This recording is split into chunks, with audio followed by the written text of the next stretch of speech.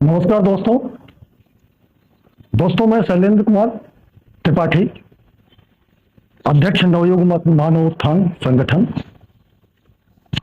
दोस्तों, आज मैं बात करना चाहूंगा, भारत में इस समय गरीब विरोधी नीतियां चल रही हैं। गरीब और अमीर दोनों के बीच में सरकार बंटवारा करना चाह रही है, गरीबों को खत्म करना चाह रही है सरकार। उसी पे विस्तृत बात करना चाहूंगा। गरीबों का हक छीनने का प्रयास हो रहा है, गरीबों को जगह जगह से गलत नीतियां बनाकर बर्बाद करने का काम हो रहा है। आइए बात करते हैं। दोस्तों, अगर आप चाहते हैं कि जनता की, गरीब की आवाज बिना जाति और धर्म के, भेद के, बिना लड़ाई लगवाए सत्ता से सवाल पूछा जाए, तो इतनी मेहरबानी जरूर करिएगा कि इस चैनल को लाइक, सब्सक्राइब और फॉरवर्ड शेयर जरूर करिएगा। महान कृपा होगी।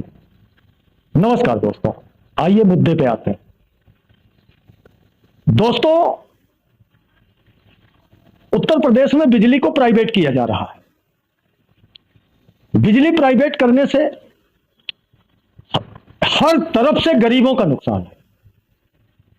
चारों तरफ से अगर आकलन किया जाए तो केवल गरीबों का नुकसान है और किसी का कोई फर्क नहीं पड़ने वाला है। जो धंधा बिजनेस कर रहे हैं वो कमाएंगे तो देंगे, अमीर आदमी को कोई फर्क नहीं पड़ना है। नेता, मंत्री, अधिकारी, विधायक, इनको कोई फर्क नहीं पड़ना है। बर्बाद हो कौन रहा है? गरीब आदमी। गरीब आदमी तहसील में जाएगा, भ्रष्टाचार होगा उसके साथ। थाने में जाएगा, वहां भी उसके साथ भ्रष्टाचार होगा। किसी अन्य सरकारी दफ्तर में अपने किसी काम को करवाने के लिए जाएगा तो बेदाग नहीं लौट सकता। उसको बिना भ्रष्टाचार के कोई काम उसका होना नहीं है। बिजली विभाग प्राइवेट कर रहे हैं, इससे जितने भी संविदा कर्मी हैं, जितने भी छोटे कर्मचारी हैं, सरकार का मन बढ़ गया है। जब किसी भी सरकार को जनता का डर नहीं रहता, जनता का भय नहीं होता, तो सरकार आवारा हो जाती है। उसी तरह इस समय सरकार आवारा हो चुकी है। सरकार में जनता का कोई भय नहीं बचा है, कोई डर नहीं बचा है। सरकार के अंदर लाज और शर्म नहीं रह गई है। जिस तरह प्राइवेट हाथ में जाने के बाद बिजली विभाग तरह तरह के गरीबों के विरोध में प्रोग्राम चलाएगा, कौन रोक पाएगा? जनता कहां से लाके हर महीने देगी?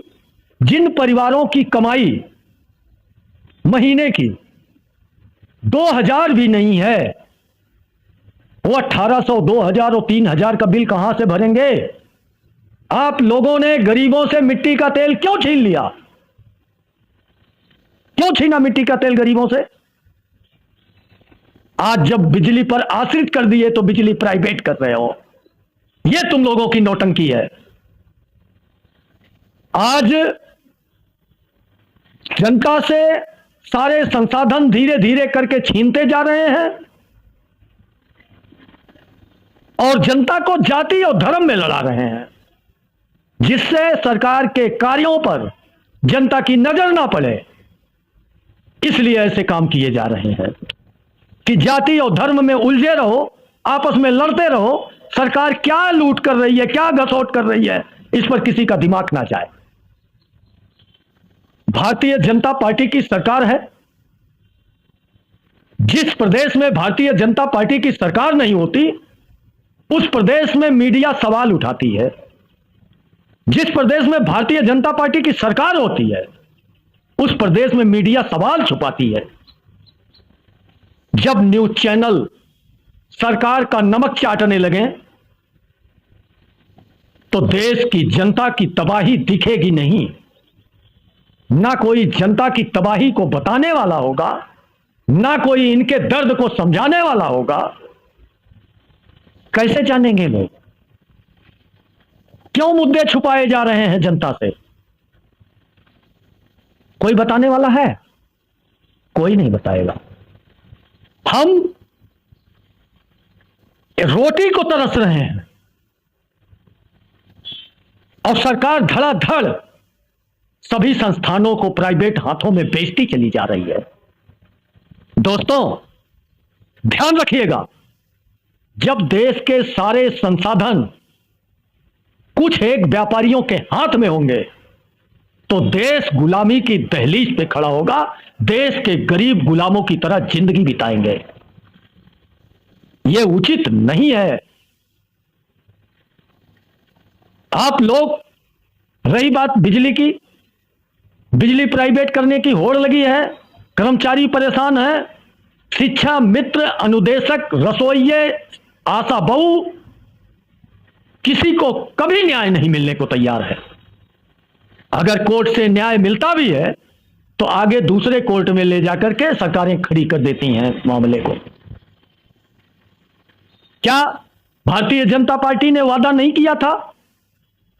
क्या भारतीय जनता पार्टी ने यह वादा नहीं किया था कि शिक्षा मित्रों का समायोजन करेंगे? क्या किसानों की फसल का दोगुना दाम का वादा मोदी ने नहीं किया था?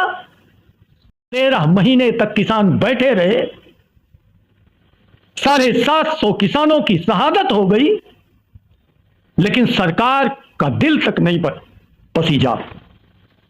आज तक संसद भवन में 2 मिनट का उन 750 किसानों के नाम पर 2 मिनट का मौन तक नहीं हो सका।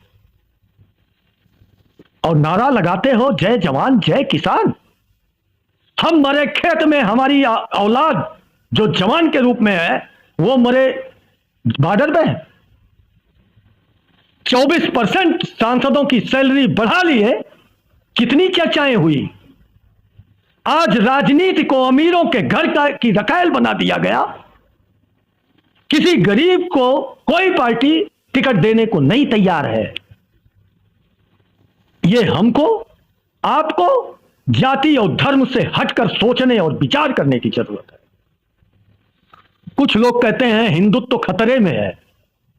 अरे दुष्टों, लफंगों, मूर्खों, हिंदुत्व तो कैसे खतरे में हो सकता है जब राष्ट्रपति हिंदू, प्रधानमंत्री हिंदू, देश का सुप्रीम कोर्ट का जज हिंदू, हाई कोर्ट का जज हिंदू, बड़े बड़े उद्योगपति हिंदू। फिर हिंदू खतरे में कैसे हैं?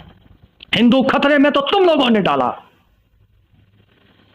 महंगाई बढ़ाकर, बेरोजगारी बढ़ाकर, देश के संसाधनों को बेचकर हिंदू खतरे में तुमने डाला।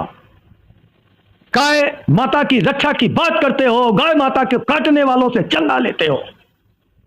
थू है तुम्हारी राजनीति पर।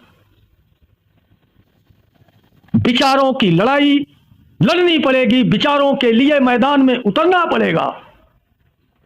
जिस तरह बिहार में अभी जन्म प्रमाण पत्र मांगा जा रहा है, माता पिता का जन्म प्रमाण पत्र मांगा जा रहा है, क्या नरेंद्र मोदी से लेके, अमित शाह से लेके आदित्यनाथ योगी तक अपने माता पिता का जन्म प्रमाण पत्र दे करके गद्दी पे बैठा है? जिस संविधान की कसम खाकर तुम लोग गद्दी पर बैठते हो, उसी संविधान के खुलेआम धज्जियां उड़ाते हो और जनता को जाति और धर्म में लड़ाते हो। स्कूलों को बंद कर रहे हो, दारू की दुकान गांव गांव खोल रहे हो। शर्म नहीं आती? कौन सा हिंदुत्व बना रहे हो? शराबियों और गजेड़ियों का हिंदुत्व बना रहे हो। हमारे बच्चे पढ़ेंगे नहीं, गांव गांव में, गली गली में दुकानें खोल रहे हो शराब की, और गांव वाले जब विरोध कर रहे हैं तो उन पर मुकदमे कर रहे हो, उनको जेल भेज रहे हो। जो तुम्हारे खिलाफ आवाज उठाएगा उस पर तुम मुकदमे करोगे, उसको जेल में भेजोगे। अघोषित आपातकाल लग चुका है क्या देश में? क्या तमाशा चल रहा है? क्यों संस्थान बेचे जा रहे हैं? संस्थानों को सुदृढ़ करने की, व्यवस्थित करने की जरूरत थी, तुम लोग बेचने लगे। कांग्रेस से तंग आकर जनता तुमको लाई थी, तुमने ही अन्ना हजारे को बैठाकर, अरविंद केजरीवाल को बैठाकर यह माहौल बनाया था कि कांग्रेस पार्टी चोर है। वो चोर थे, वो चीनी के बोरे से चिम्मच से चीनी निकाल निकाल के लेके भागते थे। महोदय, तुम लोग जब से गद्दी पे बैठे हो, चीनी का बोरा साफ कर रहे हो, पूरा गोदाम खाली कर रहे हो, और जनता का दिमाग हिंदू मुसलमान, ऊंच नीच, जाति धर्म में लड़ाने में लगाए हो। अरे बेशर्मो, इतना का खाली जवाब दे दो।